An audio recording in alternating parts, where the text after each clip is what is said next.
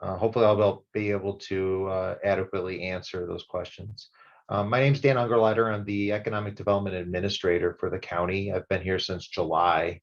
My wife and I relocated here from Chicago, or actually the Chicago suburbs. I can't actually say I ever lived in the city itself. Lived on the north side, so I'm a Cubs fan. Have you White Sox fans? I don't want to hear it. Cubs fans are the best. Um, I'm in. We moved here in July. Thought this would be a great next stage in my career. Get us out of the Chicago landscape and weather, and introduce ourselves to these beautiful mountains and this state of rich culture and history. So I'm really happy to be here, and my wife and I are really truly enjoying ourselves. We're getting out on the weekends and going hiking and seeing everything we can. My position as economic development administrator used to be a position that was in the county manager's office, and I'm not sure exactly when it happened, but just recently it's been moved into the community development department, which is great because it allows me to work directly with our building department and planning department to make sure that we're providing great services to our small business and development community. My job is to make sure that the business community is well served, and that our economic outlook for the community is positive in the long term. I've got very specific focuses that I have to attend to as your economic development administrator. You may have heard that we need housing, we need jobs, we need support for our changing business environment. And when I say ours, I mean as a country, or as the world. The retail market has changed significantly, and we all have to work together to adapt. So those are some of my focuses. Another focus for myself in this position is building and evolving our tourism programs so that other people can join and visit our community and share in the benefits of living here up on the mountain, and to learn the history of why the history of this place, both old and new. And then I'm also in charge of marketing the community. So we spent a lot of time working with the state and other regional organizations to help market Los Alamos as a place to visit, live, and start a business.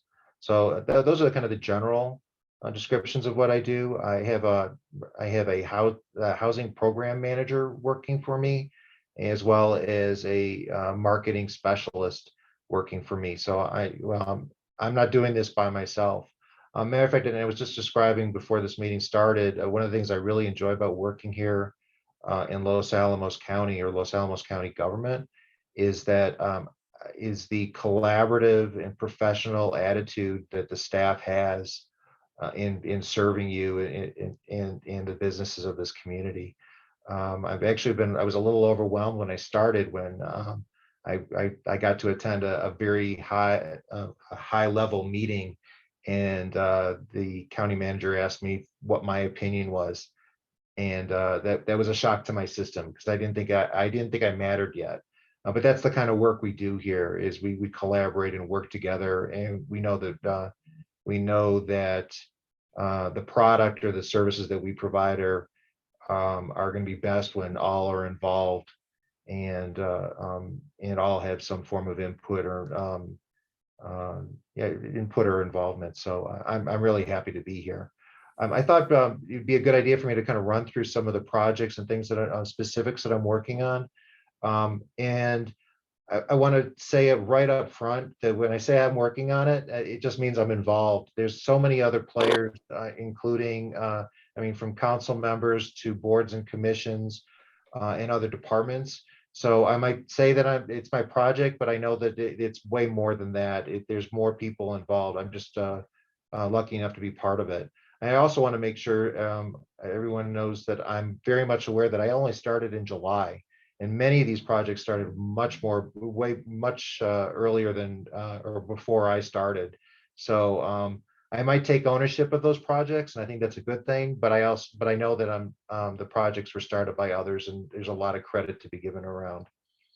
We've got a lot of housing projects that are underway here in Los Alamos. I'm going to list some of them off. You're probably familiar with them, and maybe you're not. Canyon Walk is an affordable housing apartment development on DP Road. There are 70 affordable units, 1, 2, and 3 bedroom units that are going to be available probably starting next month. We're really excited about that.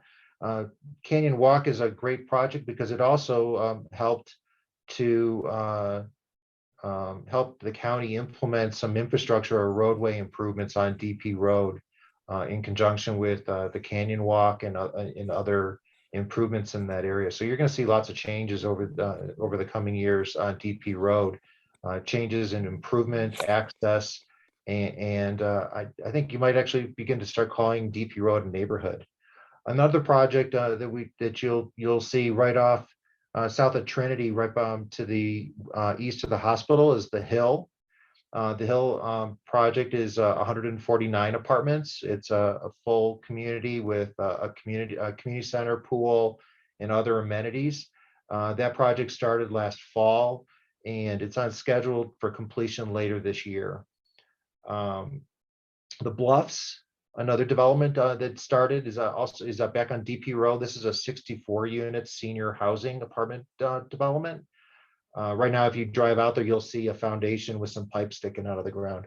That's as far as they got before the winter broke. So, but I suspect that that'll start to pick up again later this winter. If you're from White Rock, we have Mirador, which is a 161 single-family home subdivision that's built just to the west of the visitor center.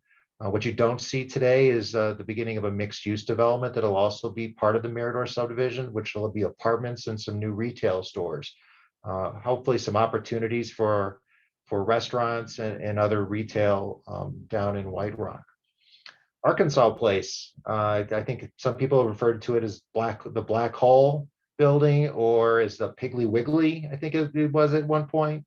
That's a development that's going to have 44 townhomes when it's completed. Like many of the construction projects that you'll see here, from single family all the way to industrial or commercial, COVID has really put a damper on and slowed down development. I mean, I think we're all familiar with supply chain issues and so on. But COVID's also made it hard to get contractors, it's made it difficult for contractors to not only get supplies, but to maintain their employees, and therefore it's even more difficult to schedule. So you've seen, and you probably have been frustrated as much as I have, to see some of these projects kind of stall. The Arkansas Place is one of those projects. That's a project that they're trying to find a new general contractor and get that project back up and running.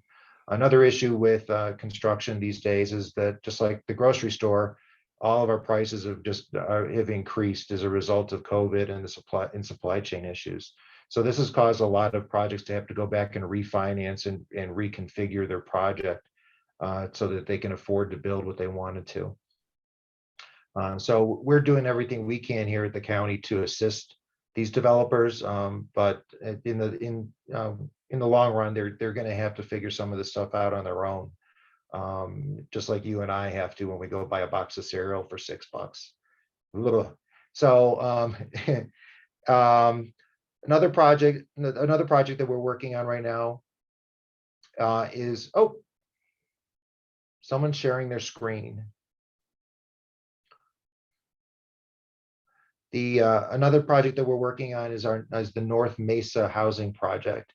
Phil Gursky's on the phone. He could here in the meeting, and he's very familiar with this project. The county is working with the school board to and has been working with the public actually for a while to figure out how we can put more build a housing development up on North Mesa. It serves as a workforce housing for teachers and other staff members of the school, providing other affordable workforce housing for the rest of the community. And I think what we like to refer to as the missing middle. It's not the expensive stuff, but it's the stuff that most of us can afford. So we're looking right now at the development of a subdivision on North Mesa, and the study that we're currently working on is trying to determine how we can make sure that the schools have the continued revenue that they need to maintain the high expectations and level of education that they're providing today on that property and on other properties. The good news is we'll be able to use that study from North Mesa on other school properties throughout town to provide housing and other types of development. So it's a great investment. It's a great process to be going through. And I'm looking forward to the results of that study later this year and potentially start working with developers to bring housing, some additional housing, much needed additional housing up on North Mesa. Other projects and other opportunities that are happening housing wise. We've got some unfinished projects. I think there's a development on Trinity called Mountain View. It's stalled and it's got about another 10 townhomes and I believe another 5 apartments that need to be built. I'm working and soliciting soliciting developers. I'm on the phone. I'm soliciting developers to finish that project. We also have another property up on North Mesa that at one point envisioned about 75 or I think it was 79 single family homes.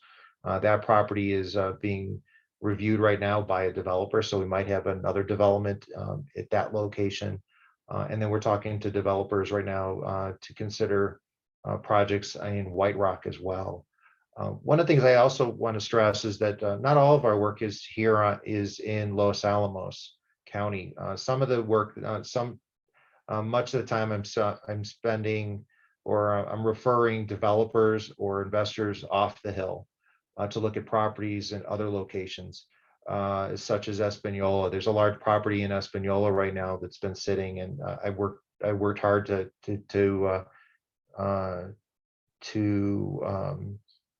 have a developer consider going to Espanola and providing houses there too. We have to, as a region, we need to work together to address the housing supply chain and affordable housing issues of northern New Mexico. So I'm proud to be part of that process, and hopefully I'm providing a difference. The next part I kind of wanted to walk through was some of the business support programs that we do here in economic development. Right now, we are preparing a comprehensive business assistance program that we'll be presenting to the county council in February. The business assistance program is going to address some of the damages or stresses caused by COVID to our business community, as well as provide assistance in letting them move forward in their planning. So there might be funds to allow a business owner here in our community. We'll move from their home into a retail space and begin and start up a new business, either in one of our downtowns or maybe down on DP Road.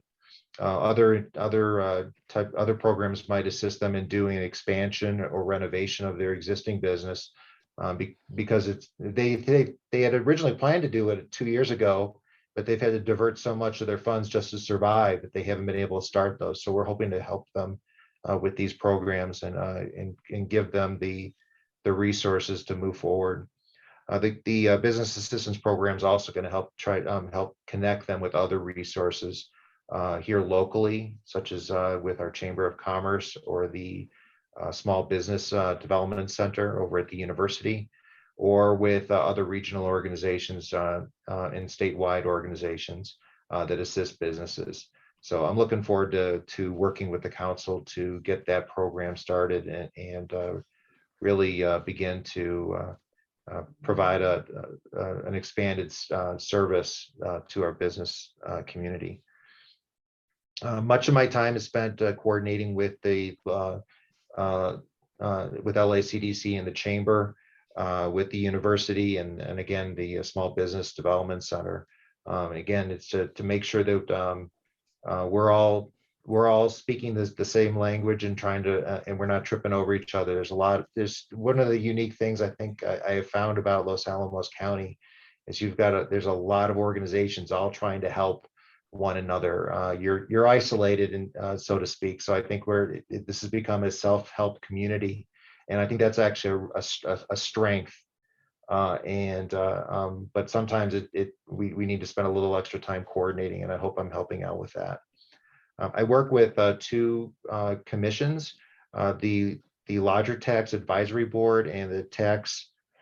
Actually, I work with three, but the the Lodgers Tax Advisory Board and the Tourism Implementation Task Force. These two groups do a lot of the same things, but they come from different places. One is a group of our lodgers and advisors to help. We collect a lodger's tax at our hotels for when people come to visit, and we then take those lodger taxes and reinvest those dollars to market and support our lodgers and our tourism programs.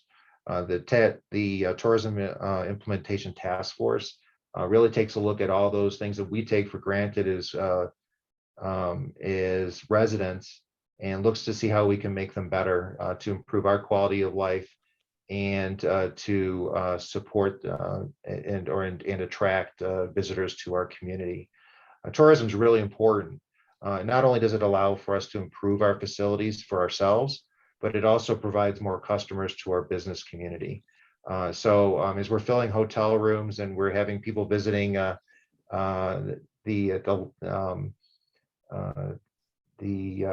Manhattan Project and other historic buildings. Sometimes I know I've been stuck on Central trying to get through town. And I'm like, oh, these tourists, which I think is really funny since I was just a tourist the first time I came in. These people are spending money. They are shopping. They're visiting our stores and helping us have the small businesses that we desire. By supporting and buying their goods. The third group that I'm working with, the third organization or commission I work with is the Economic Vitality Action Team. And this is a committee that was formed by the county manager. And there are members of all sorts of organizations that come together, including LANL, to determine how can we all work together to make Los Alamos a stronger, vital economic engine for northern New Mexico. It's a great meeting. I really enjoy working with these people, and then I work with each of these individual members outside of that meeting to further pursue our goals and objectives.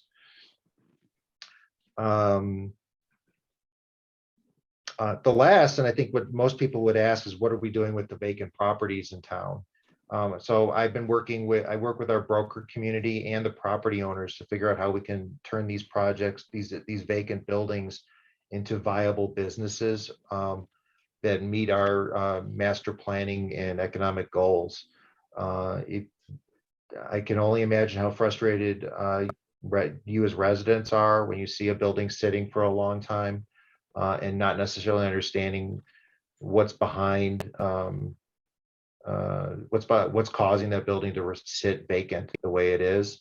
And I'm doing everything I can to understand what's causing it and try to figure out how we can fill the gaps and that are preventing the building from being an asset, and then coming back to council and sharing that information with them so that they can make a decision to assist or otherwise take action.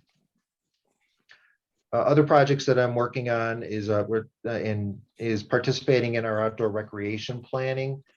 The Community Services Department is in the beginning stages of doing an overall plan for improving our outdoor recreation amenities.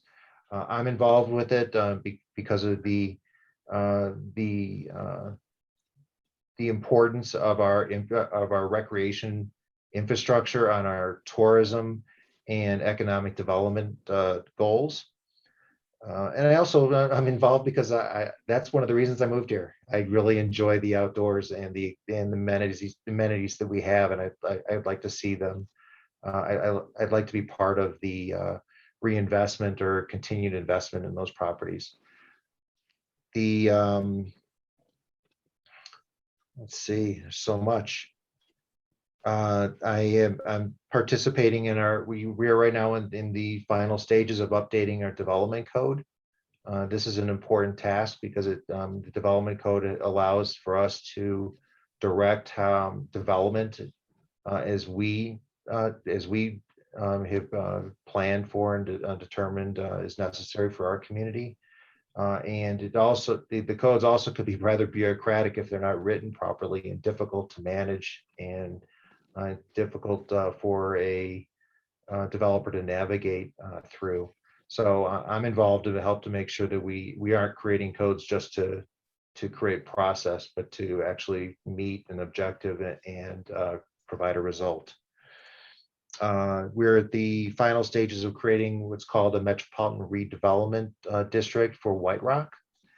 This is really important because it's going to give the county another tool to assist and incentivize development and infrastructure improvements in the town center of White Rock, and that hopefully will be accomplished by the end of the summer.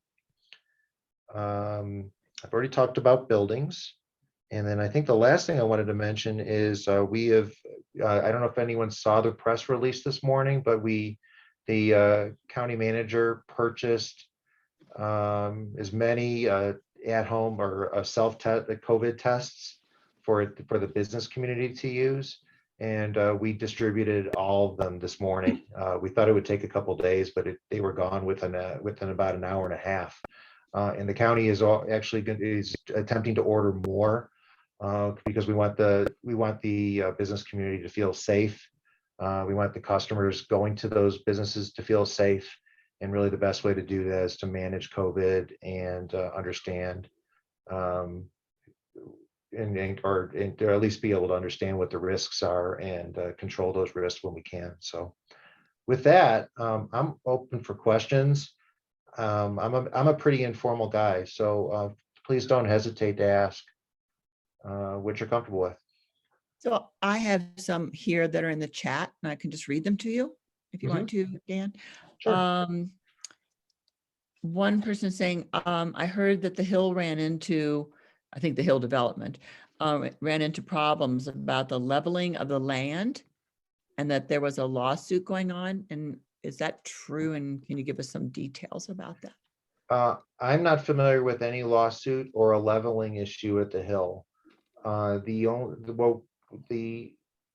last communication that I had with that developer was that they were completing some of their foundation work, so they had to provide us some detail work on some structural design for trusses and whatnot.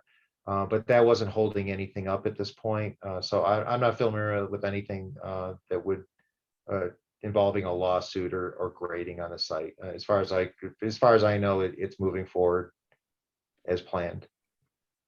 Okay, I think that is. I'm still reading these. Sure. Also, this is an update one thing on the convention center project and the Hilltop. Well, we guess we'll call it a house.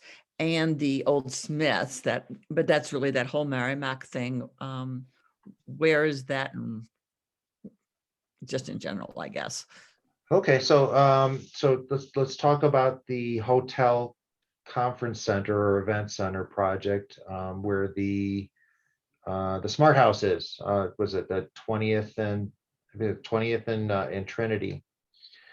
So the county has a public participation agreement with the developer who's going to build a Marriott hotel and a conference center for the county. The way the agreement is established is that the developer has to show us that they have financing to proceed, and then the county would provide the property to the developer to build the conference center. The developer has not been able to show financing yet. It kind of goes back to what I described at the beginning, that the construction costs have increased beyond what anybody's expectations are. So the developer is trying to figure out how to make that project work. The good news is the way our agreement is established, that they have to have financing before we give them the property. And until then, the project is on hold. The developer asked for an extension from the council for to an extension of when the completion date would be required. And the council said, we hear the problem, but we're not ready to create or give you an extension yet until we have some more details and see some activity on the site. So at least that was my interpretation of the message that was sent to the developer. So the developer right now is trying to figure out how to make it work. So I'm still communicating with the developer for the hotel and the conference center. And I still have I'm still taking an optimistic approach that that'll get completed. The Hilltop House, I think everyone recognizes that is at the entrance of our downtown. It's right now surrounded by fencing with razor wire on top. We had a lot of vandalism going on in that building for a while, and the county actually used its code enforcement authority to make sure that that building was locked down and safe. We don't want anyone going in the building getting hurt or causing any other problems. We're in the process right now. The ultimate goal is to have that building torn down and made available for redevelopment. But we're going to work with it. We're in the process of working with the property owner to address all those issues. Please have patience. I do see the sun rising at some point, but right now we have to work our way through it. And then there was one more I think you had mentioned. Old Smiths. Old Smiths. Okay, so that one I'm actively talking with Kroger and trying to get their price down and also get their attention on Los Alamos. I think that it's a big organization. They own a lot of grocery stores. This isn't. They're dealing with a lot of other financial issues across the country in their stores. I mean, we've witnessed it in our stores. So it's hard to get their attention and their focus on this property. But I'm working with some very smart people and commercial brokers to get through to Kroger, and hopefully we'll open up some opportunities on that site. But that's going to be a tough one to break. So please be patient. Is the issue with that, because I know, that where they are is owned by the school district. So they have something in their lease that says that competing businesses can't be there. Like Pet Pangea wanted to build over there, and they said no because they sell pet food. But since Smith sells literally everything, I'm not sure how that could, what they can do, like in the present place, but even on the place where we want them to sell, or a tornado come through or something, what could that be? Could it be housing, or could it be, what could it be? Well, I think housing is certainly something we should be looking at, either long-term, short-term, or long-term hotel stay, or dormitories, or there's so many different things in housing wise. But I think there's also businesses that we could look at that don't necessarily directly compete with the grocery store. And that's something that's a discussion and a negotiation that I plan to have with Kroger when it's appropriate. It's certainly limiting who I can solicit, or who the county can solicit to come and develop that property. It's going to be a challenge, but I'm staying optimistic, and I'll trudge through it as the opportunity is presented to me. Well, it's a biggie. So, but someone has also asked about CB Fox and the Real Deal, but I wanted to ask one other question about that Smith property, just in general, because there is there are a few businesses there, but they own that. And so are they responsible for fixing the potholes and actually dangerous situation in the parking lot? Kroger is, and we are actually in the works with them to use our code enforcement authority to make sure that they maintain that property so that it's safe and accessible. Code enforcement, though, is a tricky process, and actually for a good reason. We don't want government to come in and force anybody to do anything that's unreasonable. So we always have to go through a reasonable, judicious process. And that's what we're doing with, say, with Hilltop, and the same thing would happen with any other property owner, such as Kroger or otherwise. So we're working through that, but we have to be patient and diligent in enforcing our code. Okay, so do you want to address CV Fox and the Real Deal that's on this Sure. chart? So I actually talked to Matthew Miles, the owner of the building, the two buildings, quite often. He is trying to find a builder or a developer or someone to reuse those buildings. And I'm doing everything I can to help support that. CB Fox is a challenged building because it's part of a parking lot association, which is unusual. It actually, the parking lot behind CB Fox is shared by the hardware store parking lot and the, I'm just going to call it the Starbucks parking lots. They're all owned by the same association. So it gives it an additional level of complexity. So anybody who's looking at reusing the CB Fox building or redeveloping the CB Fox building is going to have to work through that complexity to make it work for them. I'm familiar with it. I'm working with those property owners, and we're going to try to do everything we can to eliminate that potential barrier to the reuse of that building. He just happened, and Mr. Miles happens to own the Real Deal building as well. It's for sale. There have been interested parties, and I'm doing what I can to facilitate something to happen there in the near future.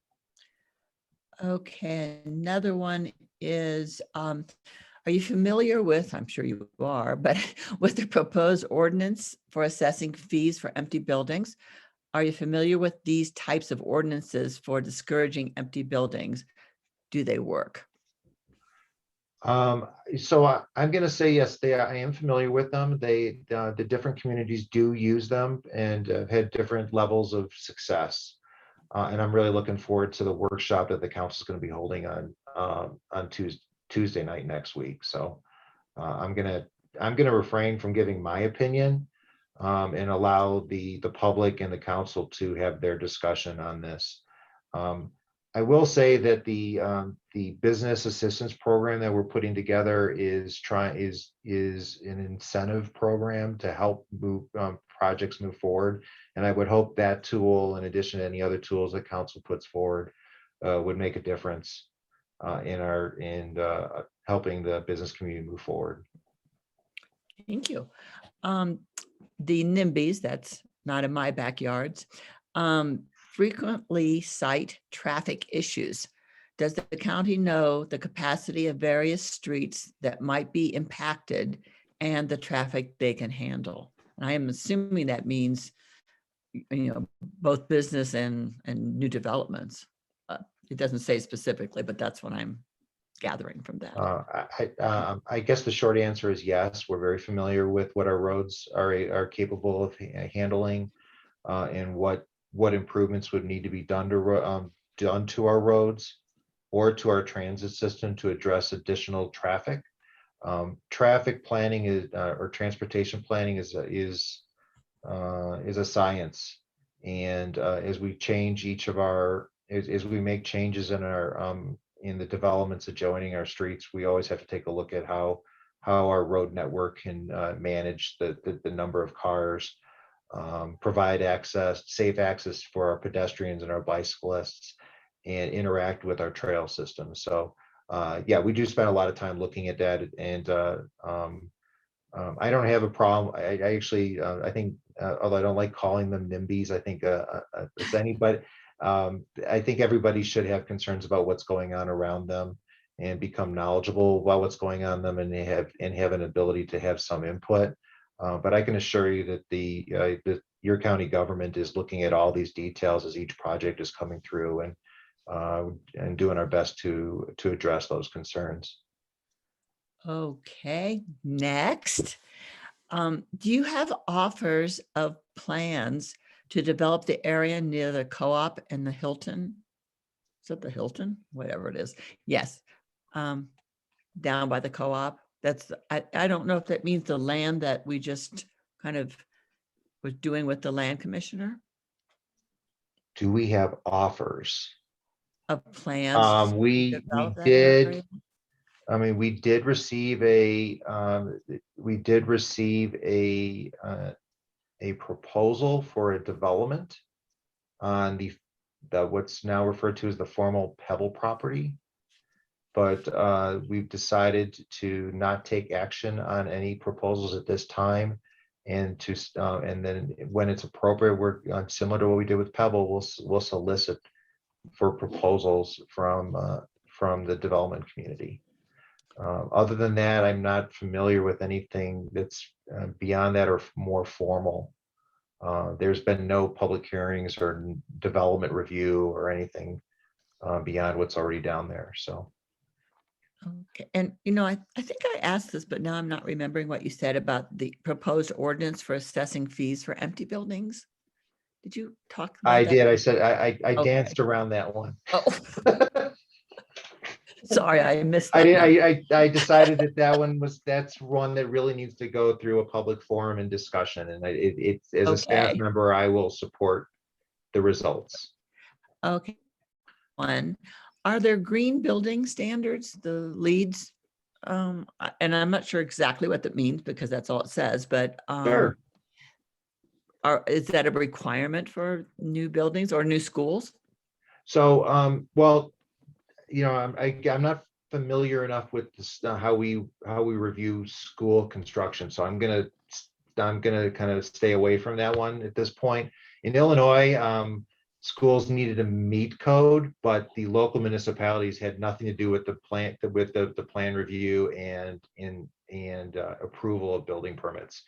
So I haven't gotten into that yet here in New Mexico. So I can't speak to the school district. I can say that our new building codes that we've adopted and the state has adopted do address energy efficiency and good and sustainable building practices. It does not go to the level of what you might consider what's called LEED certified. The municipal center, for instance, I believe is LEED silver certified, meaning we're a sustainable building. And I think other buildings that we get involved with, we can certainly incentivize and promote sustainable construction. I know that we have an environmental commission that is looking at all of those issues on a regular basis and making proposals to council. And I think sustainability is a great can be and is a great investment both for our community and our business community, but there are costs that we have to balance and understand. So Is that true? that's my answer. Yeah, is that true about well, I guess the new DP road apartments and houses, or anything built on school property? Would that be something that we have to have higher quality of sustainabilities? Well, as I said, I think the building codes that are the newer building codes, the International Building Code, as it gets updated every 3 years, you'll find that it's meeting new environmental standards and requiring new or construction to meet those environmental standards and incrementally. And then LEED and green building standards, those are above and beyond. And those are the things that the county might choose to incentivize or support. But I don't believe that I'm not familiar with any kind of amendments to our building codes that would force a developer to go above and beyond. But I can tell you that low E windows and insulation improvements and other things, those have become standard in the construction industry. It helps with the life of the building, makes the building healthier for its residents, and it saves money, especially when you have an apartment complex. It's paying the bills. In the long run, they save money by making a building that's actually insulated and more energy efficient. Okay, so I'm reading these from the chat. If anyone wants to feel I'm not doing a good job, you can just unmute. You're doing a great job. Assuming 800 new housing units, how will water supply, water distribution, sewage, electric, etc., be affected? I don't think I can answer that directly, other than that we do meet regularly with the Department of Public Utilities to make sure that the infrastructure in serving certain properties or certain potential developments is up to snuff, and to support that development without having a negative impact on the adjoining or neighboring properties. We also in the development industry do our best to utilize development to pay for improvements that are much needed for the existing community as well. So I know that our utility department is looking at how can we utilize a new development here to improve infrastructure for the homes that are already in that area. So we're doing our best, and that is something that we do talk about quite frequently. Okay. How do we enable good businesses to stay in town? So I think the best answer for that is to make sure they have the information and resources they need to make good decisions. I think that for instance, the retail market has changed. I mean, we all have seen light speed changes to the retail market. This was happening before COVID, but COVID just cranked it up like 5 notches. It's our job to come together with them and to help make sure they have the information and the education and understanding of how to address market conditions, and then help try to pull the resources together so they can make the best decisions and make the best of their investment.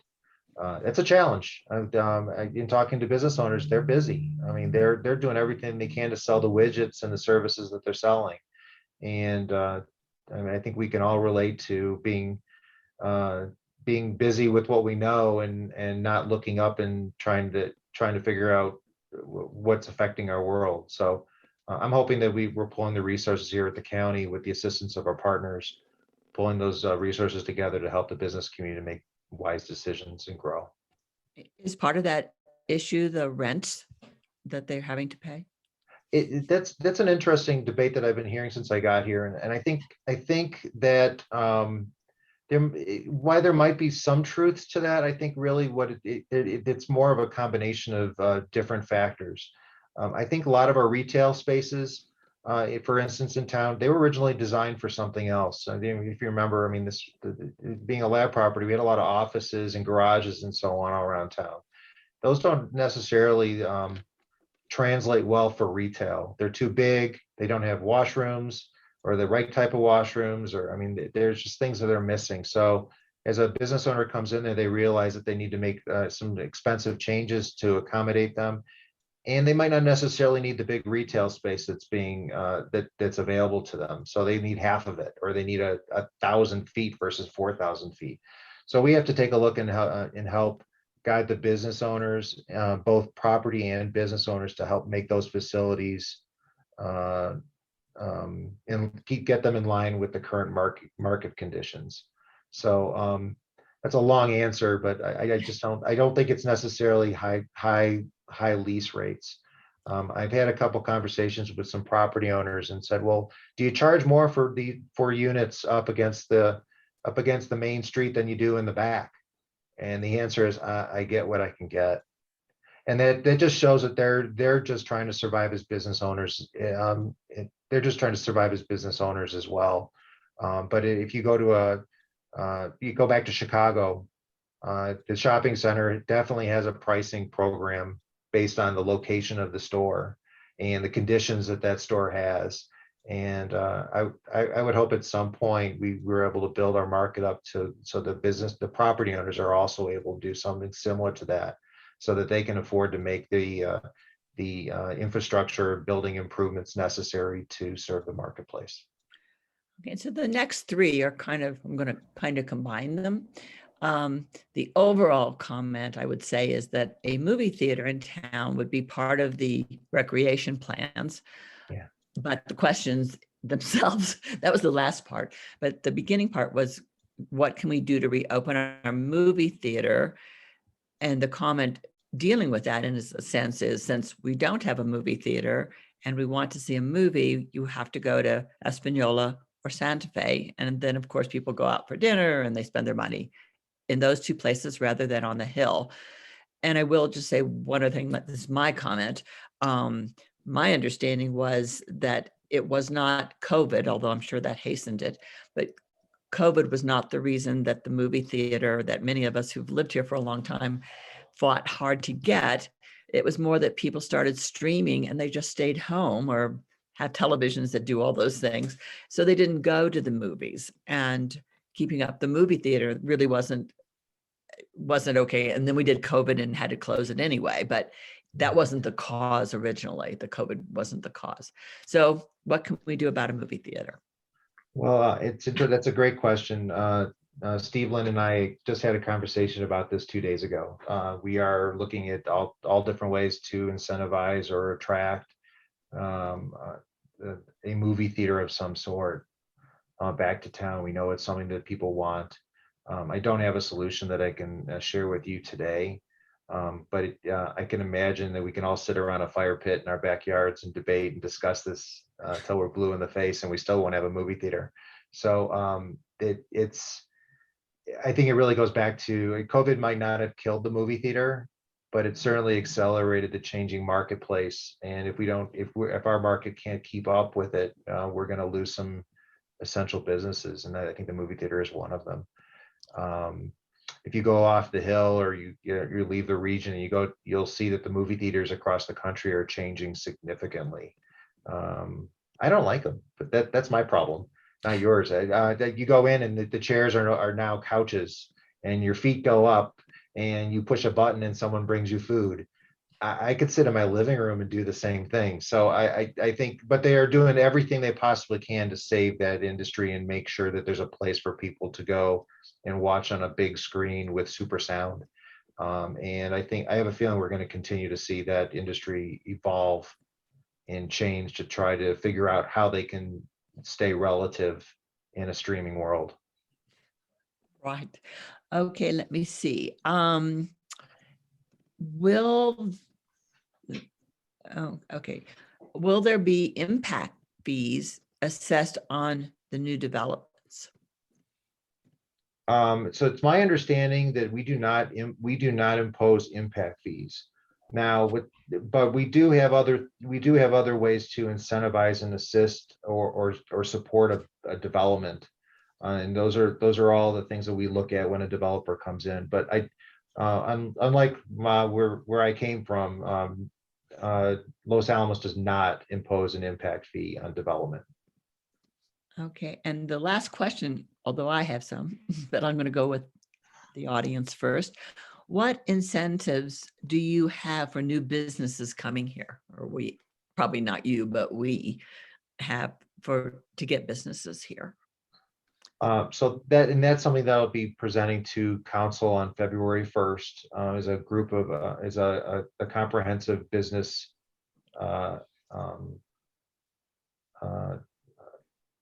assistance program. Sorry, I lost the word there for a moment. Comprehensive business assistance program that'll include all sorts of tools and resources to in one place to assist the business. We're also going to be we're proposing to take advantage of funds that are coming to the county from the federal government in response to the damage caused by COVID or this pandemic. There's millions of dollars that have been afforded to the county to pass on to our business community. And we want to make sure that we get that out to the business community so they can utilize it to repair the damage or to start planning and investing for the future. So keep an eye on council. They're going to be making some great decisions and setting up some great programs in the coming months. Okay, and I have two that I wanted to mention. I think it's great that, we're building and looking at housing in Espanola. I think the issue will be that they don't want their children to go to school in Espanola, and that we would have, and since people who would be buying houses probably have children. I mean, they're probably not 70-year-olds who are going to be buying new houses. So I don't know. I'm just mentioning that because we Yeah. have open enrollment in Los Alamos, but of course there's since we're putting in 800 new units, and and I don't know if that includes or doesn't include Mirador, but they of course get first choice in terms of education, because we can't tell them, no, you can't come to school here. So that was one comment. And my other one was that well, I have two actually. What does it mean when you say affordable? What does that mean in money, affordable? And does that mean that I can afford, or I have to, or does that mean I have to earn only so much money and then I get to do that? Well, I think there's a legal answer to that, but I would like to stick to something more subjective. I think it's more attainable housing, depending on the market that you're trying to serve. So if you're looking for people who are going to work at your grocery store, you need to make sure that there's houses that they can afford to live in, so that they don't have to drive 50 miles to get to their job. Because obviously then that just kind of negates the reason for driving to the job if they're spending more money getting here than they are being paid. Same thing would go for your teachers and other people who work for the schools. You want to make sure that they have homes that they that they can afford, or they can afford to live in, so they don't find themselves spending money, more money than they make, commuting to their job. And it also so I think I always prefer using attainable housing is a way to describe what we're looking for. I'm looking for affordable housing or attainable housing. I moved here in town and I'm looking for a home for myself and my wife. And I know I can afford more than somebody who might be working at a fast food restaurant. So I'm not crying about it, but I can tell you that I'm not going to spend more money than I think is appropriate for my wife and myself. So we're looking for something that's in our price point. So we're probably looking for that missing middle that we always talk about in town. So I think I think what we want to do is make sure that we have a diverse level of housing for our community to serve people with different means, and which would allow them to live here, enjoy our schools, our businesses, and serve our schools and our businesses in a way that they can afford. Makes sense. So when they apply for those apartments, there must be, I mean, anybody can apply for them, or people have to put down their income to. So that goes to the legal answer, and although I'm familiar with it, I don't want to misrepresent what they can and cannot do. But yes, you do have to apply for those homes. The affordable housing that is provided over at Canyon Walk is a result of tax credits and other programs. So, and as a result of those tax credits and other programs, the developer has to rent those units to people that can show that they can only afford a certain amount. So, and that would be the basic way to describe it. Well, that's good. That's good. Okay. And my last comment, and then anybody else who has anything can add on to this, although I'm not seeing one, which is, well, of course, I am now in my home. But when I was out for those few months of freedom with my mask, I'm wondering, like at a tourist center, I think we have one still. I discovered that there were, on my own actually, that there was this great science store, big store now at the Bradbury Museum, and there's things more at the History Museum, and there's someplace else. Oh, and there's this other thing at the Boomerang, for example. So I'm wondering, as part of our tourist, I don't know, whatever we're doing to attract and keep tourists up here, if we are telling them where you could actually go of people who are doing things. And we have those 3 new businesses that I know the county supported, the a jeweler and books, and I forgot the other one. It was glass kinds of things, I think. I'm wondering if we give out actually those places, because if I were coming in town and I don't even know where I would go look for something. I might go to the Bradbury Museum if I were a tourist and things, but these other places, I think they're hard to find. And I just wonder if we kind of have a little advertisement thing that we give tourists when they come, if of course they come to the tourist center to get those. Yeah, So that's a great question. So there's different angles that we get, and yes, the short answer is yes. We have an adventure guidebook that we distribute throughout the state. We have multiple books that and brochures that we have in our visitor centers and our museums that we try to keep them up to date as possible to show people what businesses are here.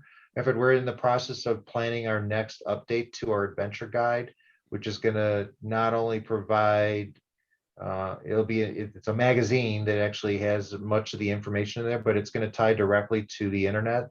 So that way we can update that information live rather than wait for the next publication, so that as businesses change, the real information is still available to those visiting.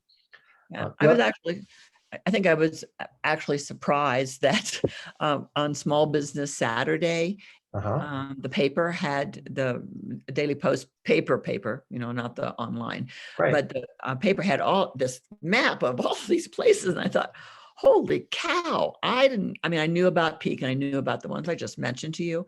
But I actually did not know about a lot of those. And because I don't have children, young children, I don't go to a lot of those kinds of things, but I thought, wow, lots more than I actually thought. And I hope that those are advertised, because I want them to maintain and grow. So it's just a comment. It's not you have to address, but. Well, I would just say that information in the newspaper that you're describing, it was also posted in the windows of CB Fox. And that was done through with our partner LACDC and the chamber. So we're working with every which way to promote. The last thing I wanted to mention about that is we're also working on, we have a great trail system, but sometimes we forget to tell everyone how a trail gets you to a destination. So we're actually looking at different ways to use our trail system to connect people who are visiting on the trails and let them know that they can find their way to the Bathtub Brewery if they just follow this trail from one end to the other. And we're going to do that we're looking at doing that as many times as possible. Donald Morris has his hand up, and so I wouldn't want to miss Don, that. I can't see, so go ahead, Don. Unmute yourself. Let's see here. I had I've written it, and well, the question is, in the FEMA, when they completed their repair of after the fire, paid the county for undergrounding all the utilities in the north community. All the piping is there underground, yet the county has done nothing. I understand that many of the poles in the area, there was a survey done by the county, and that survey showed that many of the existing poles are very old. A high percentage of them are rotten in the interior. They're going to eventually come down. Is there any thought about finally undergrounding the utilities here in North Community, since the infrastructure, at least the piping, is there? Don, I'm not familiar enough with that project or those improvements. I can tell you that I am involved with a utility project for the ski hill, and we are looking at taking the above ground electric lines and putting them underground as part of that project. So I know the public utilities is always looking for ways to to improve our overhead utilities and make them more dependable and safe Okay. in the long run. But I couldn't answer your question about your specific question, but I'd be glad to look into it or connect you with the right person. Appreciate that. I do have another question. Are you still there? I'm still here. Oh, okay. Uh, you mentioned the number of units that's being built in the community, all with the exception of the North Mesa school units. That's a large property, probably at least 200 units could be built there, I assume. If that's the case, a total would be 782 new units. That's a big percentage of new housing in the community, and it's going to cause pressures on sewage. But probably the thing I worry about most is the water supply for drinking and home use, because of the contamination in one of the wells that goes to the east, to the south of us here. Are we going to have a drinkable water supply with this kind of growth? I mean, that's a question that you probably have not dealt with, but it's something that all this growth needs to consider. So I think I touched upon this a little bit in a previous answer to a question. As new development comes in, we are reviewing and looking at our utilities, our infrastructure, water supply, internet, electrical, all those different things. And we're going to make sure that as each development comes in, that it doesn't have a negative impact on our systems here. I'm a resident, just as you are, and I don't want to create a problem. I want my water to continue coming out of my faucet, and I want my water to taste good. So I'm going to make sure, with my peers here at the county building, that we're always looking at those. One of the benefits I have in my job is that I get to wander from department to department and ask those questions and make sure that those aren't going to become an engineering issue or a development constraint later on. I think it's a great question. I don't have a straight answer for you now, but I can tell you that it's something that we're always keeping an eye on. I got one more question. Okay, and I actually have to head out to another meeting now. So, but Okay. glad to answer. Over several years in the past, there was a transfer of ERDA lands, DOE lands to the county, and some of those were preserved for recruiting development businesses, not just housing. But it seems like, much of them now are being converted into housing units, which is important to our community. But is there some of these lands still preserved? If we should get a enormous technology transfer out of the lab, where would we put it? Are we preserving land for that? So we use our comprehensive plan and our zoning ordinance to determine what land uses can go where, and those are set plans that we get to review on periodically and update. I can tell you that there's still plenty of spaces for housing, mixed use, and startups that might come from the lab.